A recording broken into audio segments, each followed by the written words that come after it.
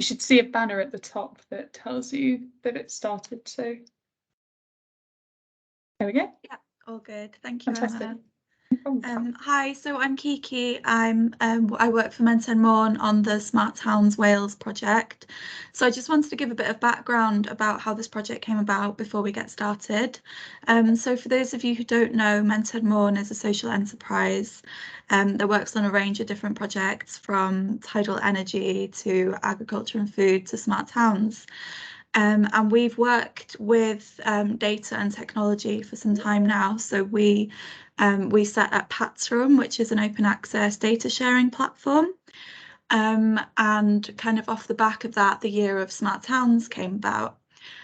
So we've been supporting over 90 communities across Wales from the year of Smart Towns, hosting webinars, giving loads of resources out, excuse me. And one of the things that has come up through our work is the fact that there is so much data out there that is being underutilised. And so on that note, I'll pass you over to Emma. That's where that project has come from. Thank you. I'm sorry, if anyone wants to get in touch as well about the project Smart Towns for any kind of support, I'd love to hear from you. So thank you. Great, thanks, Kiki. So yes, indeed, my name's Emma. I'm a senior consultant with a consultancy called Urban Foresight. We are a smart cities and all things related to that consultancy based here in Newcastle and in Dundee. And we've been working with Mentamon on this project since pretty much this time a year ago, almost, but working on it certainly in earnest since the new year. So I'm really excited to be able to wrap up everything we've done over these past few months in this webinar and let you know how it's going.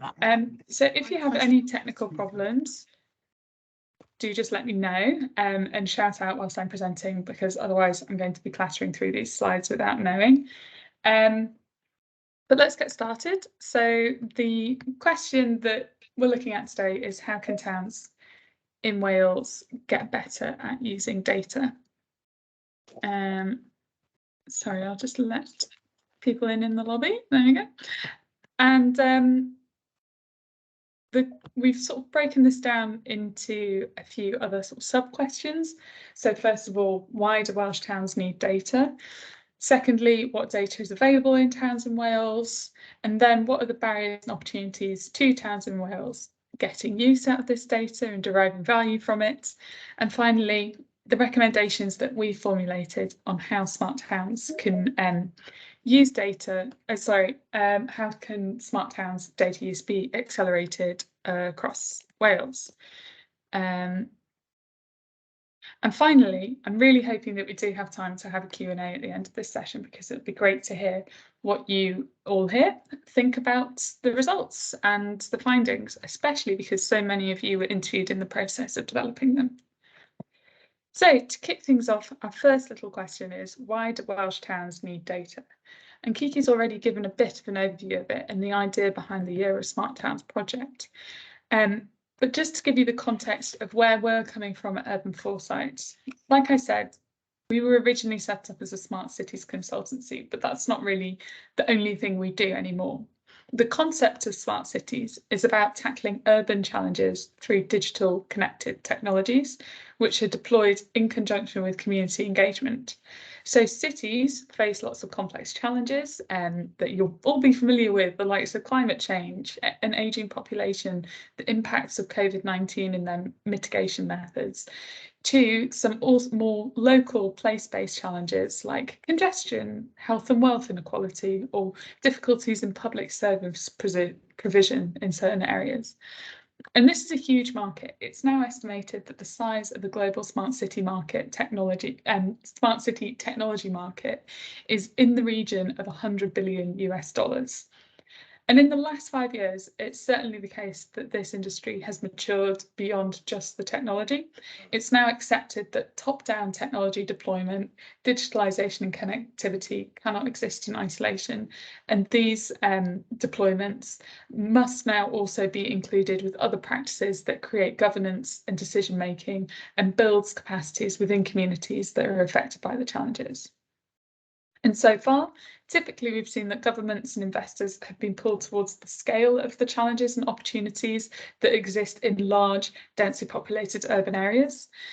And these digital and social innovations can support outcomes and overcome challenges in smaller places too, and especially in towns.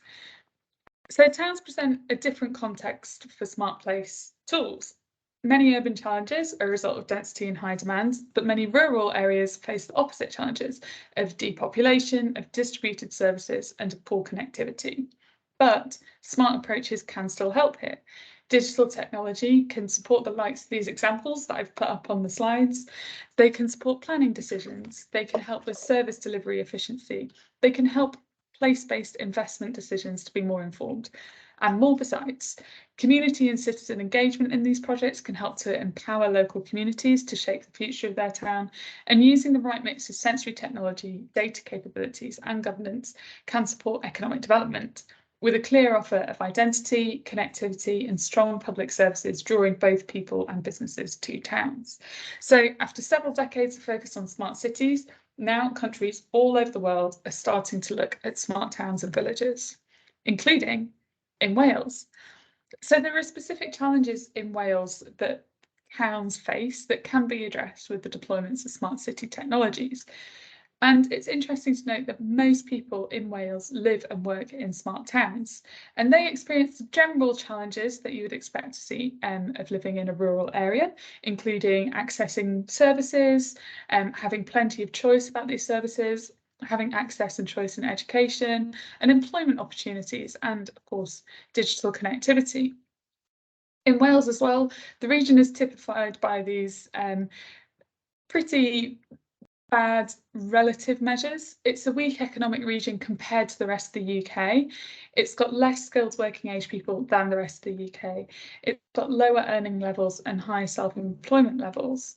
It has the lowest population growth in the UK, and a recent study also found that it has the least empowered communities in Britain. But that's not to say it's all doom and gloom. There are also loads of opportunities in Welsh towns that hopefully can be harnessed in using digital technologies. So this is the sort of context we're working within when we're talking about smart towns. We're talking about the post-COVID context where the picture of what it's like to live in a rural area is changing. They've become more desirable places to live. UK-based tourism is rising.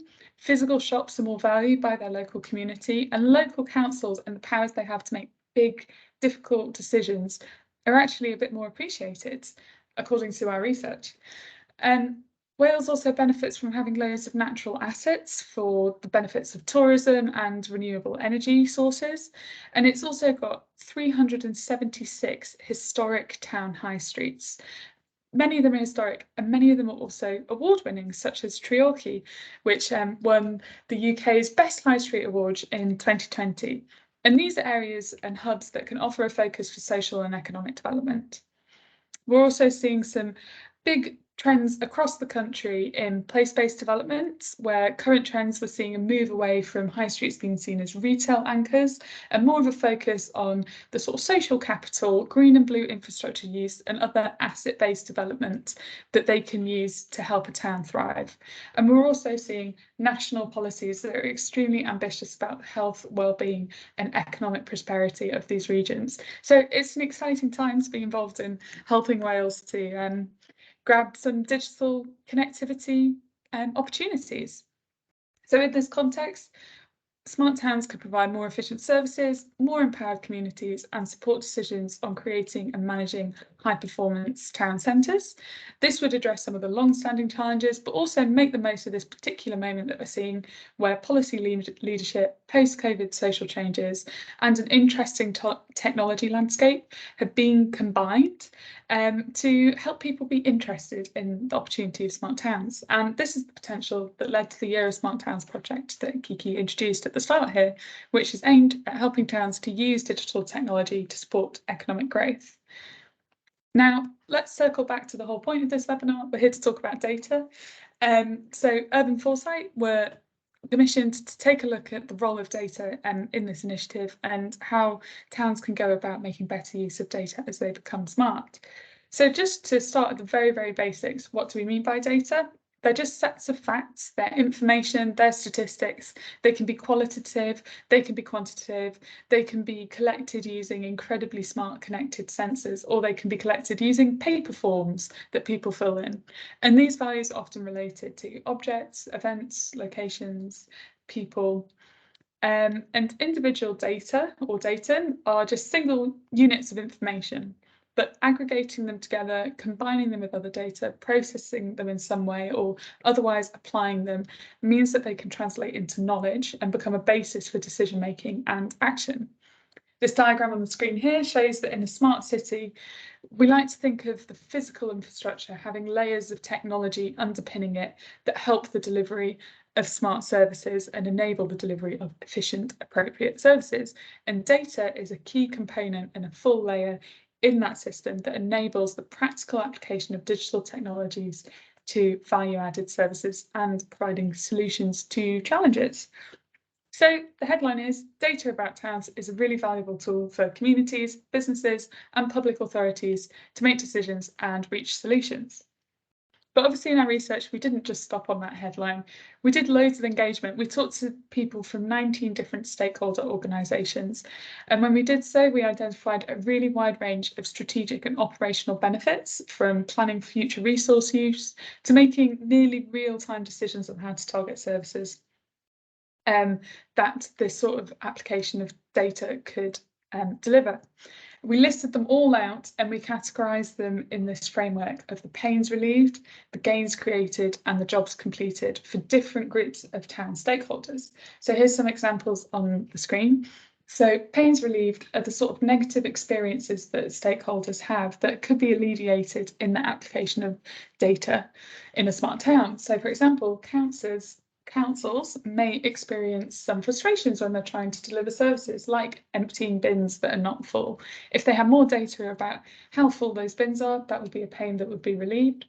The public may find it difficult to find out more information about their local services, like school term times or bin collection schedules. Oh, sorry, we've got 2 bin examples there. That wasn't purposeful at all. And if that data was available for them to access easily, they would have that pain relieved. And finally, businesses may be finding that they're missing opportunities because they're not making the right match between product service offers, such as the price points and opening times, because they don't have the data available about when people are in the town and making shopping trips, for example. Gains created, again, those benefits that stakeholders experience that are new because of this delivery.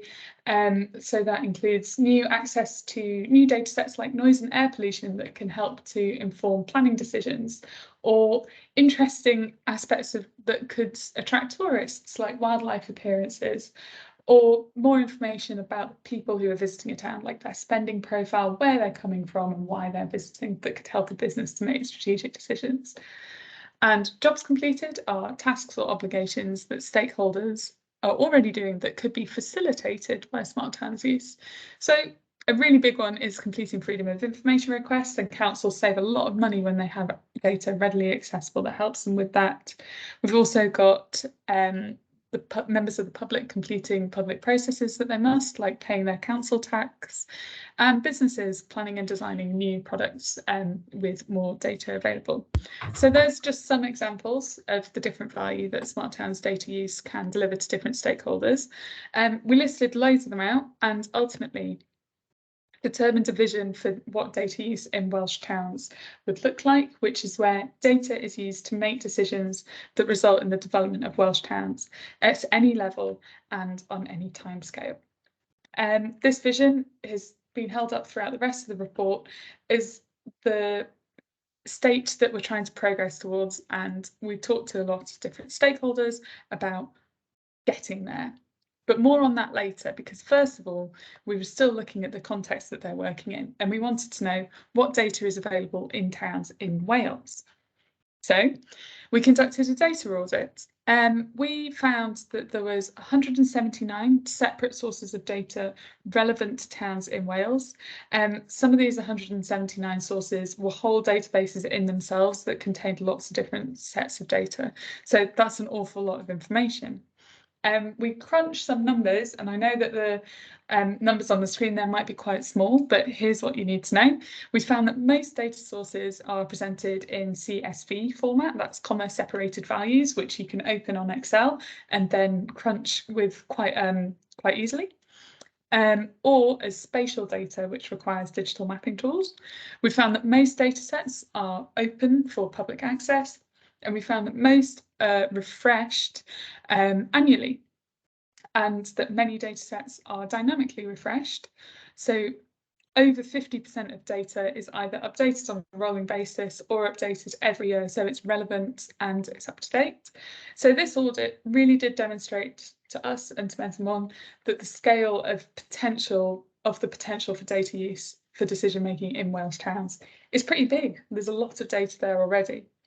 And to make the most out of this audit, we then went one step further, and to promote this potential, we created an online tool for exploring the data audit that we built. And I'm going to attempt to do a little demonstration of it now, but if it just goes horribly wrong, I'll give you a little description first of all. So you can see a screenshot there of the data tool. That's the full data audit.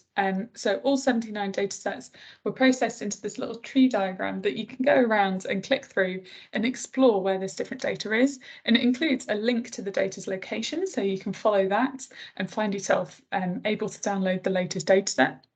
The third map we did was a horizon scan, which was a more speculative profile of what data sets could be relevant to towns in the future, but are currently either underutilised or not available or not yet collected or reported. So in the future, these might be more valuable, and policy and strategy thinking should reflect that. And finally, the retail spend data map is a subset of the full data audit, showing all data relating to retail spend and example suppliers or sources. So using these maps, we hope that it becomes simple to understand the connections between different data sets, filter by data category and attributes, find out more about the data that maybe your organisation should hold somewhere, and access direct links to databases. So then there'll be a short pause whilst I get the tool up to show you.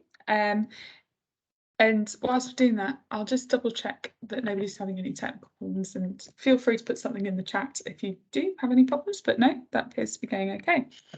So I hope that you can see the screen. So this is the landing page for the tool, Data Maps for Welsh Towns. As you can see, it's part of the Trefi Smart Towns project from the Welsh Government. And the full data audit, if I click through here, will then pop up. Like I said, this is a tree that you can go through and explore. So you just click through on the different categories and you can find out more about the different area. And then you'll come to a list of data sets that are available underneath this category and that inform this area. So let's take a look at footfall at heritage sites. So this then pops up with more information about that. And if you don't understand what the categories are, there's a little information tab that tells you what those different categories mean. But other than that, here is the description. And then if you hit this external link, that will take you to the site with visitor statistics in it. That's the full data audit. I really like the filter function. I think it's quite interesting to see, for example, which data sets do we think are owned by local authorities and could be accessed by, for example, contacting your local authority. And I also think the open data map is quite useful. Oh, sorry, it's accessibility open, and this shows you how many data sets are openly available for you to download and process as you wish. So that's the full data audit. Like I said, there's then two more available here, the horizon scan and the retail spend data. So the website for that tool, I will just put in the chat now. But please don't go playing with it now. Maybe wait until after I've told you more about the project. Otherwise, I'll lose everybody to going and playing with the town, with the with the website. So there we go. Right. If you can't see the slides again, please shout out. But in theory, you should. Oh, and I should also say, sorry, that the tool is available in Welsh and there is a Welsh translation button at the top.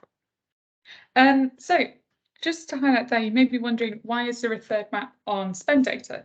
Well, we found that spend data was something that kept on coming up when we were talking to stakeholders. They were really interested to know if there was more opportunities to learn about high street spending that businesses and councils and government could use to understand the economic health of towns and to make decisions.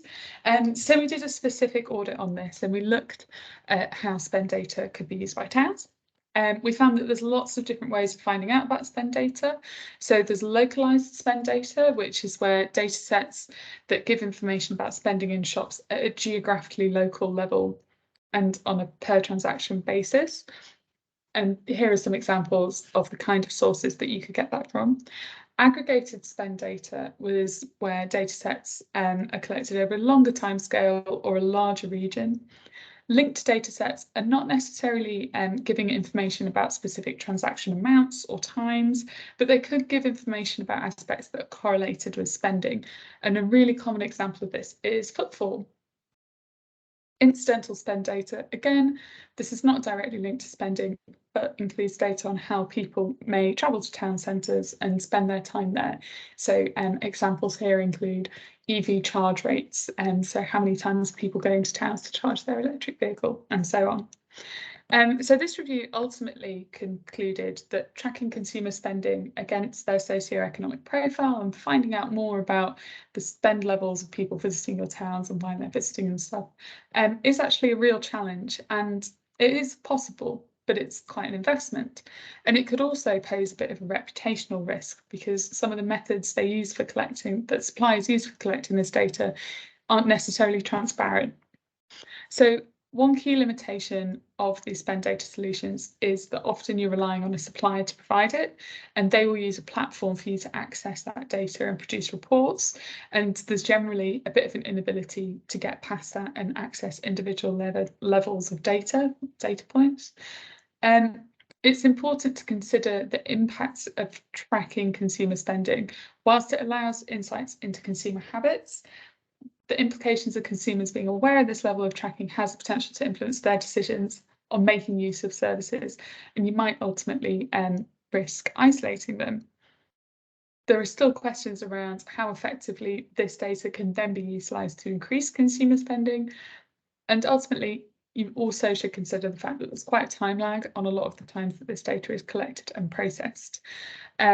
So other sources, such as footfall and dwell time, can be collected much faster and arrive at similar outcomes at a much lower expense. So those two sections sort of give you the lay of the land of how useful data is for towns in Wales, what sort of data is out there, and how it could be used to deliver value to stakeholders. So all of this helped us to set up a vision of data being used in towns to make decisions. And now we're going to look at the barriers and opportunities that towns face in making this happen. So in talking with all of the different stakeholders that we really enjoyed meeting, we found that there's lots of different forces acting for and against positive change in this area. And here's a sort of snapshot of the idea that we came up with about that. These forces are mainly acting on delivery agents. So those are the people who are an organisation, that are directly responsible for smart city deployment and use. So in particular, we found that these agents are usually local authorities, town councils and other public agencies, but that's not to say that a business could be a delivery agent. But the crux of most of these forces lie with organisations and other public stakeholders, such as Welsh Government. And we categorised all these forces into barriers and opportunities, 5 of each, and we gave them a rating that is their relative impact on progress towards the vision for smart towns data use. And we summarise this in this force field diagram. And I'm going to run through each of them now. I don't think it'll get too repetitive, and we've got some quite sweet quotes from stakeholders to help illustrate where we came from in deciding on these barriers and opportunities. So we'll start off with the barriers. I hope that all of these are familiar to you here today, but if there's any that don't quite ring true, or maybe you've got some questions about, feel free to save that for the Q&A. So firstly, culture and capacity. So yes, no surprises here. We really did find that the delivery agents of smart towns and data initiatives are often public bodies, and they experience tight budgets, and this has unfortunately led to a lot of them having a culture that is averse to taking risks and spending a lot of money on new technologies, and they don't have as much capacity for experimentation or strategic oversight. We found that we talked to lots of great people who were driven by personal interest in the area, lots of public officers who wanted to see their towns regenerating, make use of these technologies.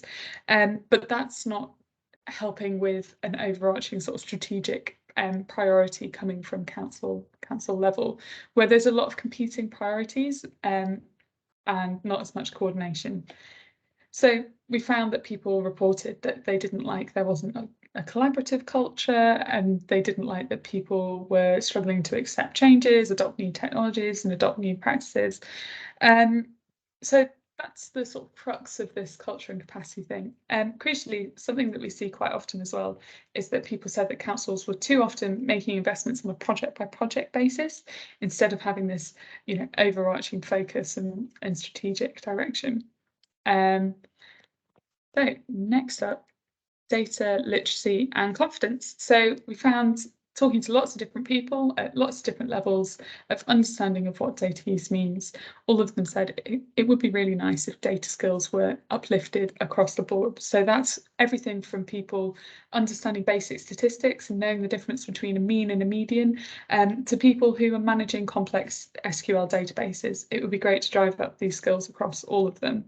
And we talked to some organisations that lacked even some of the most basic data skills. We found that people were often a bit scared and a bit wary of data protection and privacy concerns, so were almost holding themselves back from learning more about data and having a go with experimenting with something. They just had low confidence in getting involved. Often people just didn't know where to start and how to develop skills, and could feel overwhelmed by the scale of what they didn't know. So we found that, again, like I said, we often talk to individuals who have personal interest have driven things through in isolation, rather than developing, a whole organisation-wide capability and skills programme. Business case articulation. So this is something that was quite hard to grapple with once we sort of started to understand why some of these projects were not necessarily getting off the ground that they could. But we really did find that actually articulating a business case for digital technologies that is fully costed and proves the economic viability was quite a barrier. It's often really difficult to prove the value of data, particularly in innovative applications, and there isn't any training or support available for people to develop this capability. We found a lot of people reporting that capital funding was more readily available for deploying infrastructure than it was for the revenue requirement of maintaining that infrastructure and licensing the data and even decommissioning it at the end. So they really struggled to put together a business case that also included that funding. In terms of overcoming the challenges of getting a business case off the ground, often the challenges of physical installation were underestimated, finding that the costs of obtaining wayleaves and installing equipment was not anticipated, was not accounted for, and would stall projects. And the challenges of managing a distributed connectivity infrastructure in network was also not accounted for in a similar sense. So the headline here is that often authorities were making investments based on the technology solutions and the funding pots available to them, rather on the challenge that was at hand and the value that they were delivering against. And they were often underestimating the revenue costs that went into that, which proved to be a relatively significant barrier to smart towns developing. Barrier number 4 was somewhat related, pretty much. It's procurement challenges. So anyone who works with both authorities and with technology suppliers knows that they sometimes just rub up against each other. Technology suppliers pride themselves on being small and agile. Public agencies can often find themselves to be very large, very structured, very siloed organisations, and they come up against differences in culture, differences in flexibility, and differences in knowledge and understanding. The technical market can seem quite new compared to other procurement spaces, and they find it difficult to deal with small, agile suppliers who have innovative business models that don't fit existing organisational structures or funding structures. They have limited capacity to navigate these more innovative procurement methods. So, for example, we hear a lot of the time that councils are interested in introducing challenge-based procurement methodologies, but they just don't have the time to figure out how they would do that in their context.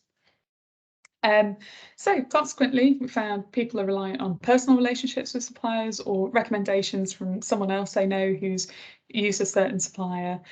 And they were also quite risk averse in worrying that smaller suppliers would not be able to scale to the scale they need, or that they might get stuck with the wrong kind of data, the wrong kind of data license, the wrong kind of storage and access agreement, and so on. So there's one last barrier for you, and that's the availability of data. So moving on from the whole idea of employing a supplier and getting the data created, once it's created, can people actually access it and use it? And we found that lots of stakeholders experience barriers in finding the data and it being available for them to use, it being the right granularity, so that's the geographic area that it uses, and whether it's standardised between different areas. Spatial data in particular was often aggregated above a town's level, so often it was aggregated at a local authority or a county level, and this might be for disclosure control, this might be for historic reasons, but it's not useful when it comes to making a decision about a town, often.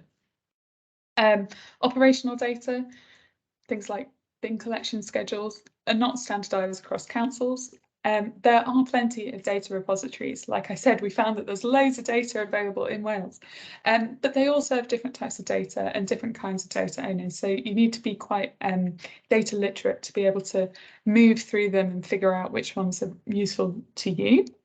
There's an awful lot of statistical data available because of statutory reporting, but there's less of that administrative or operational data available from public bodies like councils that might actually be more helpful in making decisions. And finally, I think it's pretty fair to say that in Wales we found there wasn't really an open data culture. Data owners are adverse to sharing data, perhaps because they don't quite understand there's a value there and they're not quite confident in the quality of their data. But that's not to say that this isn't happening in areas across Wales. That's why this barrier has only got a rating of 1. There were loads of excellent cases of open data sources, councils taking it on board to make data available to people, and it was really reassuring. So on that note, we're moving on to the opportunities that we found. And the first one is a little bit relevant to the opportunity that I mentioned right at the start of the presentation, that policy and funding support is absolutely there. Legislation, policy, funding, national strategies, they're all in support of town level development using data-driven decision making, and there's lots of opportunities available. So we talked to Data Nghymru, who are available to provide training and support in statistics and data handling and use to anyone in the public sector. We found that new opportunities in funding, like the Shared Prosperity Fund and the Transforming Towns Fund, were causing quite a lot of excitement in people who thought, well, this is the right kind of investment that we need. We need our investment on this needs-based framework that doesn't have us directly competing with each other, and we can start working together. And the priorities of the Shared Prosperity Fund really align up with smart technology use. And there's lots of different strategies out there. Not to bore you about data strategies, but one that I was particularly interested in was the GSS subnational data strategy, which was really driving an increased granularity of statistics, which would help to reduce that granularity to a town's level, but also represents a wider trend that we heard about, which is that post-COVID, people want more data, they want it to be more specific, and they want it to be more relevant. So, It's exciting, and that's got a rating of 5 just on the basis that it really will make a difference. The next opportunity is the structure and scale of towns in Wales. So it's relatively small scale, and there's a relatively straightforward structure to Wales's public authorities.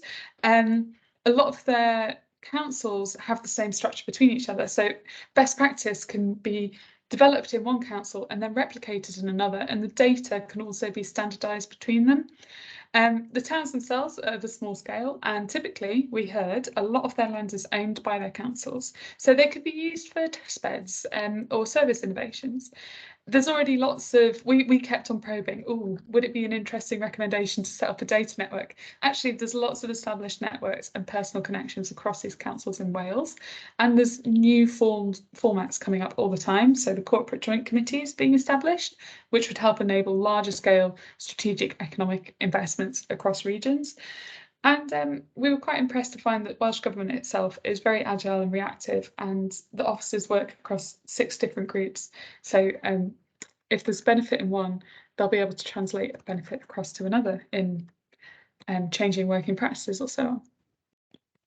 Speaking of change, we found the changing perceptions of towns was really a boost. We talked to several stakeholders who described how brave decisions on the future of the high street are now needed. This was at the beginning of this year, where we were still sort of feeling our way outside of COVID and trying to figure out if things would change.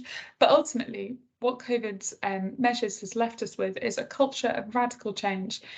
Towns are really rethinking their role. They're looking beyond retail. They're looking at this unique opportunity of finding different ways to make economic development work.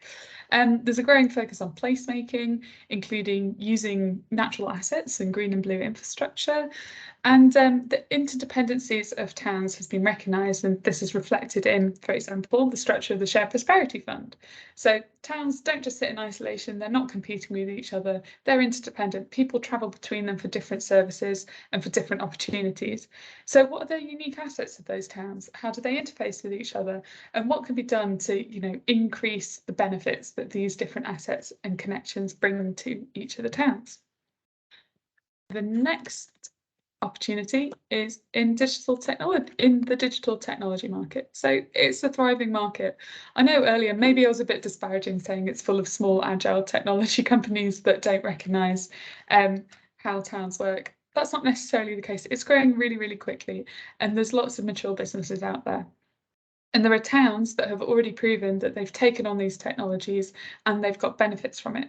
And actually, in the full report, which you are more than welcome to access, we've got 3 different case studies of towns in Wales that are making moves towards becoming one of these little showcase towns, including Cardigan, which has lots of IoT technology deployed within it.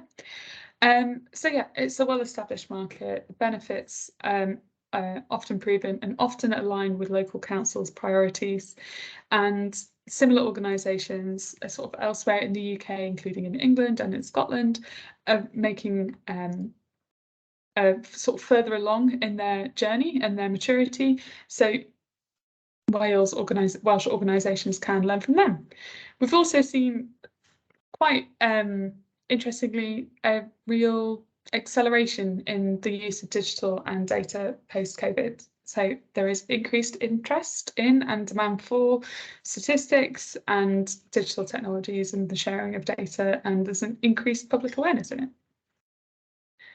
And finally, the last opportunity is one that kept on coming up time and time again.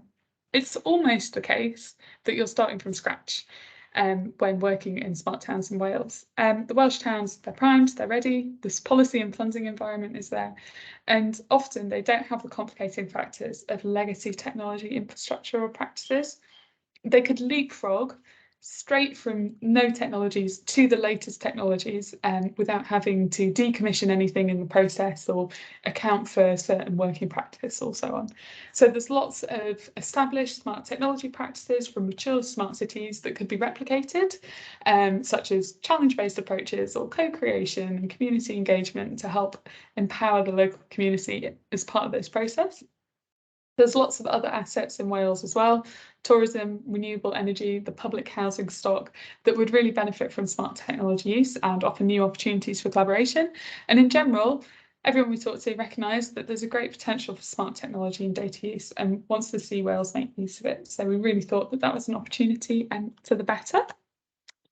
So we're on to the final section now. I hope that you're feeling buoyed and ready to make change happen.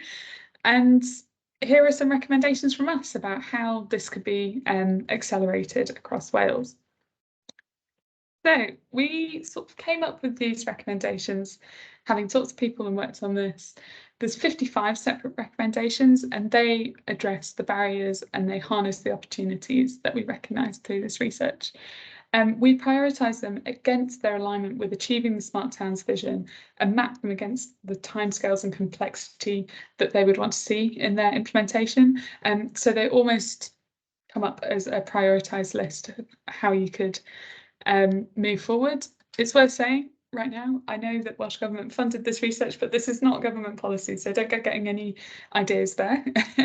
And we've categorised them as must do, should do and could do, and today I'm just going to take you quickly through the must do recommendations so you get a feel of the kind of thing that we think Wales should be doing. And these are also sorted by the stakeholders that they're relevant to. So councils, we think that they should be really ambitious in becoming a testbed for smart technology applications.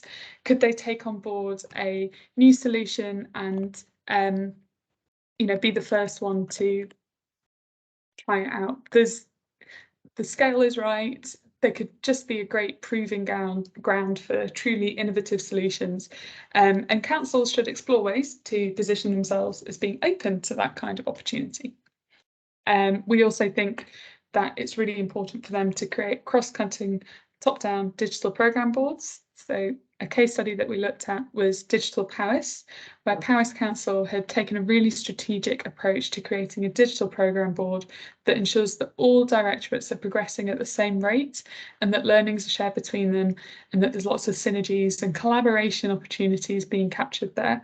And this really would line up against the barrier of us finding that a lot of the time individuals who were passionate about this area and interested in it were almost working in isolation to push it forward. And the third one is a bit more practical. It's creating regional buying clubs for scale solutions.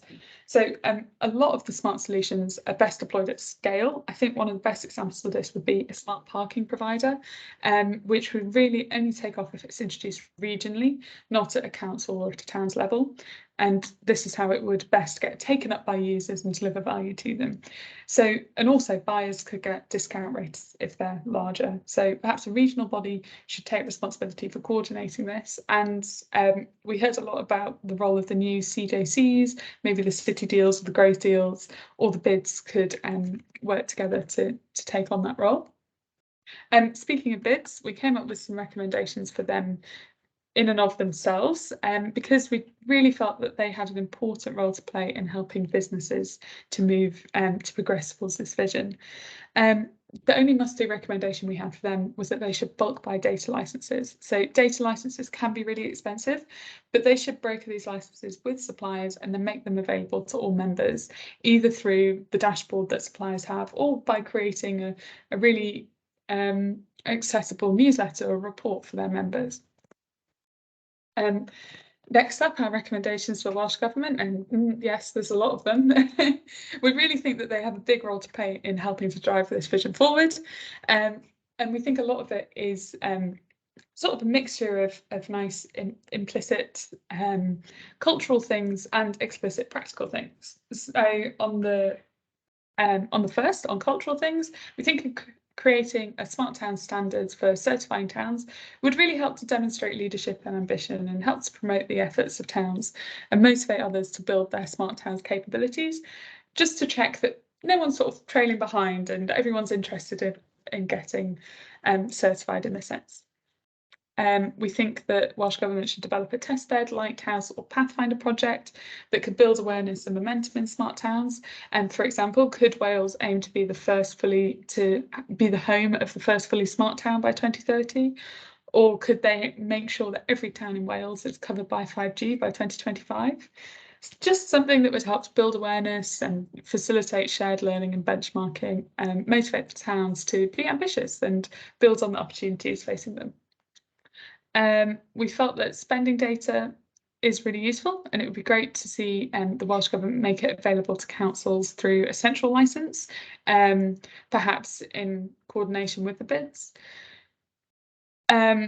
We thought that innovation specialists and procurement brokering is often offered through government-backed bodies. So this is similar to how Business Wales provides business growth support. Could innovation support for towns and local authorities be offered through a government body that helps them understand the value of investing in innovative solutions and working with small suppliers? We would like to see the government ensure that funding schemes look beyond capital grant and also provide revenue funding for the reasons that I described earlier.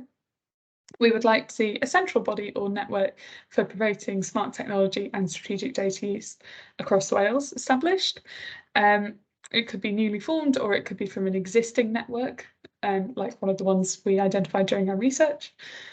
And finally, providing training on delivery agents on creating business cases. So again, there's lots of different training available, but a skills gap that we found was in creating business cases for connected technology solutions, which can be complex, with the benefits and costs distributed in different ways that makes it difficult to account for them. And finally, oh, sorry, no, there's one more. We created some recommendations for those suppliers themselves, thinking that perhaps some of them would read this report and they'd be interested to hear what we say.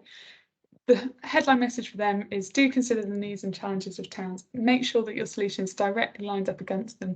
Make it easy for them to buy your solution by making sure that you really articulate the value that you're delivering and not leaving it up to the clients to put two and two together themselves and make that connection between the solution you're providing and how it translates into value for them, because they're busy a lot of the time. So finally, we created some recommendations for Momentum just to make sure that all of the work they've been doing in the Year of Smart Towns project really gets pushed through into value for everybody around them. And they're pretty similar to the recommendations at a national level, which is create business case frameworks for smart solutions, and facilitate networking and links between places. And finally, I guess it's a bit cynical, a bit meta, please promote this report and the frameworks and languages within it, which I guess this webinar that we're in today is all part of that and aiming to do just so. So that's that. Thanks very much. It's been an absolute whirlwind taking you through all of that in such a brief amount of time. There's a couple of email addresses there, so if you have any questions, please contact Smart Towns at Momentum, and my email is there as well. Okay, I think I will stop talking now and hand over to anyone who's got any questions. Ooh.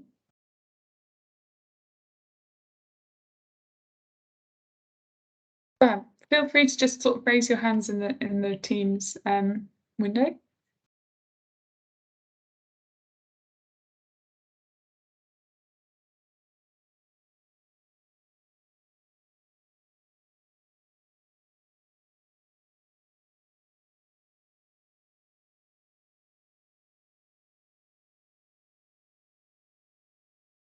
Oh, great. Hi, Andy. Andrew, sorry. That's okay.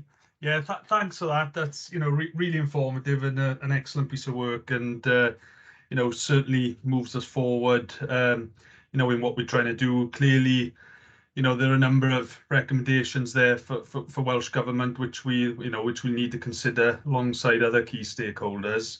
But I think it's fair to say that we've extended the Smart Towns pilot this year with Momentum On, so we've provided some additional revenue funding to take that work forward, and we intend to take that work forward even further in the next 2 financial years through a re-procurement exercise. So we recognise the importance of this work to improving our town centres and allowing them to make better decisions and and improve and offer more to the customers and visitors alike. So I think we committed to this. There's a lot to take in. I think I had a little play around with the retail data source, and you know, I'd advise others who haven't had the chance to do so. But I think, you know, there are issues around, you know, I suppose there's not a huge amount of expertise sometimes in this area, so it can be difficult to make decisions on you know, which data source to use.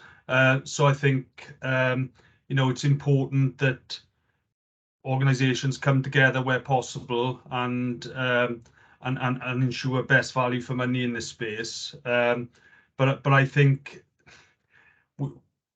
there's a range of kind of free data, but from my playing around with it, you know, there's still a lot that will require, you know, funding and organisations to come together and make decisions to purchase this data. So, you know, that's important, I think, and Mentor Mon can build on the good work they've done to try and, you know, raise that expertise in our towns to make those good decisions. So I just think, you know, it's a really good piece of work, but it's a starting point and allows others to build on this, I think. And I've learned a lot, you know, from getting involved in smart towns, you know, fairly recently on this. But I think as Welsh Government, you know, we're going to have to reflect on some of these recommendations, and in a really challenging funding climate, you know, where revenue and capital funding is under serious pressure, you know, there's tough choices to be made. So I think, you know, where we are, any funding that we can offer, we need to demonstrate, you know, the impact that funding will have. And I think, you know, this helps in that respect, really. So no real question. I mean, given the silence, I thought it was important to make that point on behalf of Welsh Government, really. Oh, thanks, Andrew. And yeah, if you have any questions about the recommendations that for Welsh Government, do feel free to get in touch.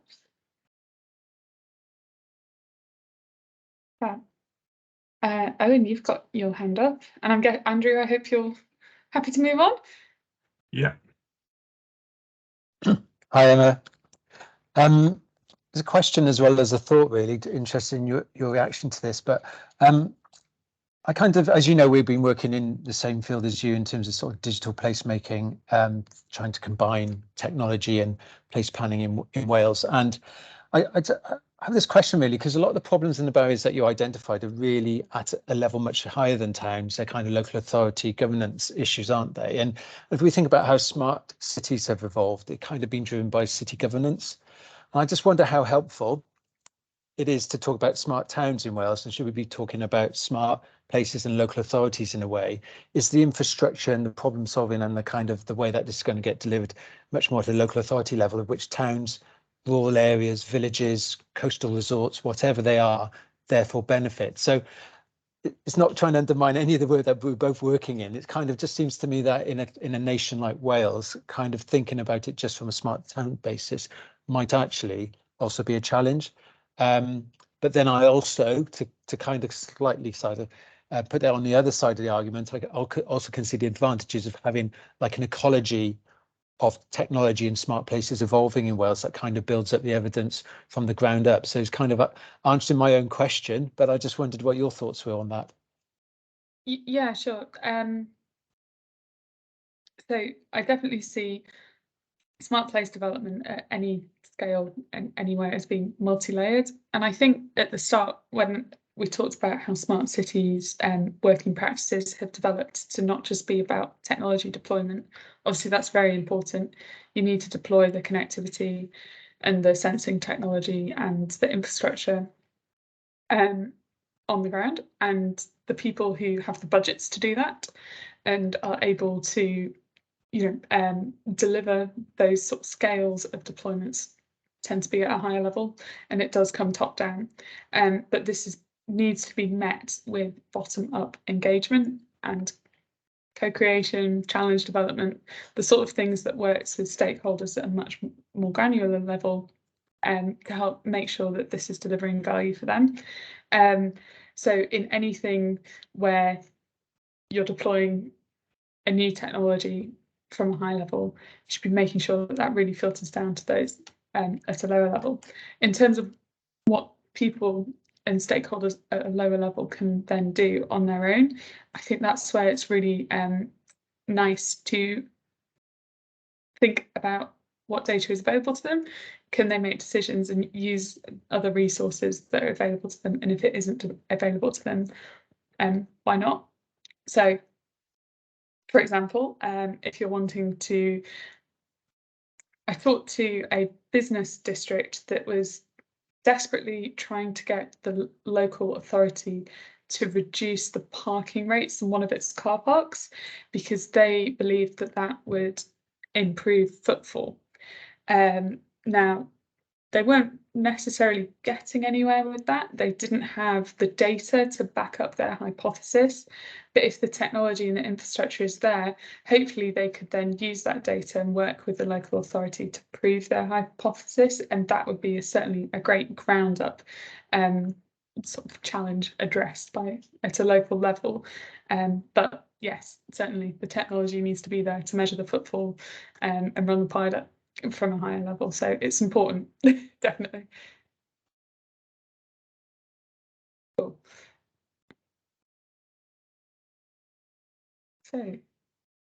So this whole session has been recorded, by the way. If anybody's mulling over a question that they are not quite sure about, feel free to review the recording and see if it gets answered over the course of this, or just get in touch. And I'm sure Kiki and I will be more than happy to help. So definitely, I think you covered so much there, Emma. That was great. That was really, really interesting. And it's a great, like you said, it's a great starting point as well for us going into the second phase of the project. So really excited to carry on working on it. yeah, sure. So yeah, so sorry. Sorry, I know I mentioned the report quite a few times, but I wasn't sure, Kiki, how you're going to make that available for people. I thought I'd leave that up to you if they were. Yeah, sure. So the report is available on our website. So it's smarttowns.com, I think, or .cymru, I'm not sure. But we can send that out actually. We'll send the link out to the email list after this webinar. And we'll put it in the recording as well so that you can access that. Cool, okay. Shall we finish a minute early then? Great, thanks everyone. Yeah, great, diolch yn fawr iawn. Great, bye now. Thanks, bye. Thanks all. Cheers. Bye. Bye.